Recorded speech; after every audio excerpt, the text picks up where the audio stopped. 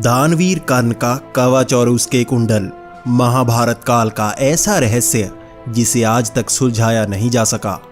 आपने इसकी कई कहानियां सुनी होंगी और इनकी कई वीडियोस भी देखी होगी, लेकिन उसमें इसका गहन विश्लेषण नहीं किया जाता और हमारा लक्ष्य हमेशा यही होता है कि रहस्य की उन परतों को खंगालकर उसका सच आपके सामने लाना।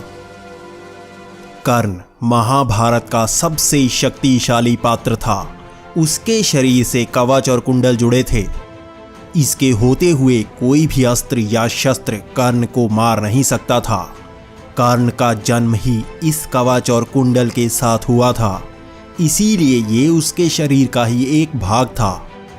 कर्ण का जन्म भी साधारण रूप से नहीं हुआ था। कर्ण का जन्म सूर्यदेव के वरदान से हुआ था, इसलिए वो रिश्ते में पांडवों का भाई था।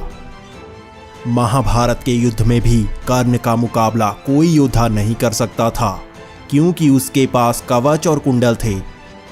इसीलिए पांडु और देवराज इंद्र ने मिलकर ही कर्ण के कवच और कुंडल उससे अलग करके उसे हराने का सोचा, क्योंकि यही आखिरी रास्ता था।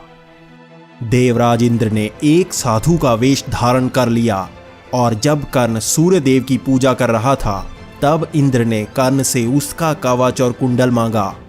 कर्ण को इसके बारे में पहले से पता था, लेकिन वो सबसे बड़ा दानवीर था, इसलिए उसने निसंकोच कवच शरीर से अलग किया और कुंडल भी उतार कर दे दिए।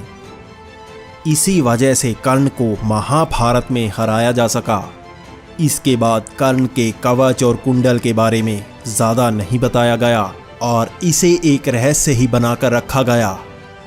बताया जाता है देवराज इंद्र इस कवच और कुंडल को लेकर स्वर्गलोक गए थे, लेकिन छल से पाई गई चीज को स्वर्गलोक में ले जाया नहीं जा सका, तो इसे धरती पर ही छिपा दिया गया। इसके बाद चंद्रदेव ने इसे चुराना चाहा, लेकिन समुद्रदेव ने ऐसा होने से रोक लिया।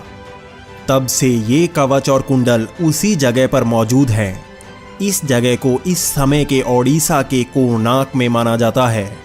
कहा जाता है कि इसी जगह पर कहीं उसे छिपाया गया है, लेकिन सवाल यही है, आखिर कहां पर?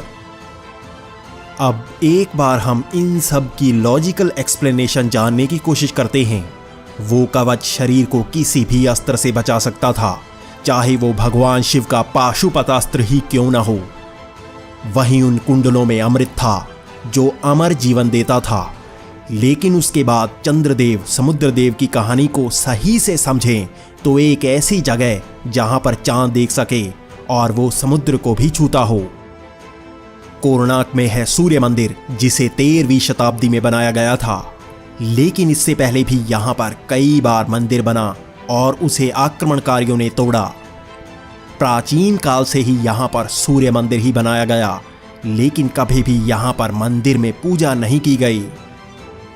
आखिर क्या कारण था मंदिर को बनाने की जब उसमें पूजा ही नहीं की जाती थी? आखिर क्यों उसे बार बार तोड़ा जाता था? आखिर आक्रमणकारी वहां पर क्या ढूंढने की कोशिश करते थे? लेकिन इसे इतनी बार तोड़ा गया, लेकिन वो कवच और कुंडल कभी ढूंढे नहीं जा पाए। फिर भी क्यों वहीं पर दोबारा मंदिर का निर्माण होता गया? आखिर हम चंद्रदेव और समुद्रदेव की कहानी का सही अर्थ जानें तो वो जगह कोणार्क के आगे समुद्र तट पर हो सकती है, जहां पर चांद की रोशनी आती हो, वहीं समुद्र का पानी भी आता हो। अभी तक तो ये रहस्य ही है, लेकिन भविष्य में इस पर भी कुछ सोचा जाएगा। आप इस बारे में क्या सोचते हैं, हमें कमेंट्स में बताएं। हम आपके तर्क भी जानना चाहेंगे। साथ ही वीडियो को लाइक करके चैनल सब्सक्राइब जरूर कर लें।